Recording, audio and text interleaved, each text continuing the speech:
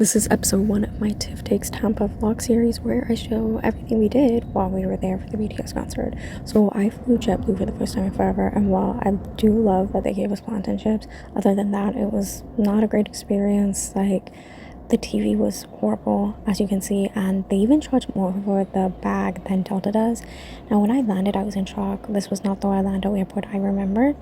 Like, I really felt like I was somewhere foreign. It was giving very, like, modern and bougie, but the wait time on that luggage was a while. But not just that, we had to wait over an hour to meet up with my friend who was coming to meet us.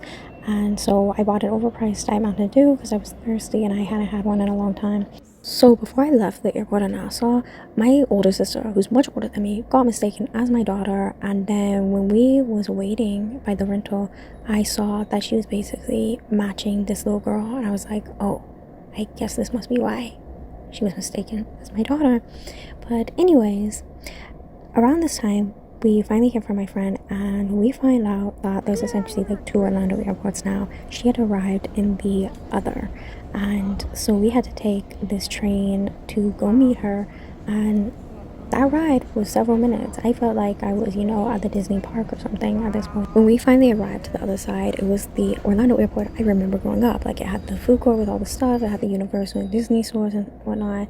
And so since it was quite late, we just ate at the food court there and then got on the road to get to our B&B in Tampa. So also, you're getting older when you're excited about some like beignet and, muscle ointment. So when we arrived to the B&B, I was really excited. The check-in was pretty easy, get into and everything. And I saw this purple light. I was like, did they know we was going to be here for the concert? It looked really cool. So we had a group of 6, and so we rented a place that had like sleeping space for everyone. So we thought like it looked really spacious, but it's like the more I walk around, the more I start seeing problems.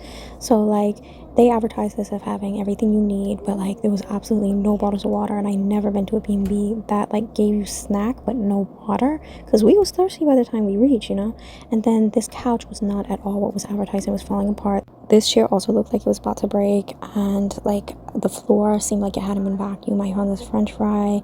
I saw cobwebs all over the place, and like when I went to each bedroom, I started using like a lint roller over it, and I kept picking up tons of hair off of each bed.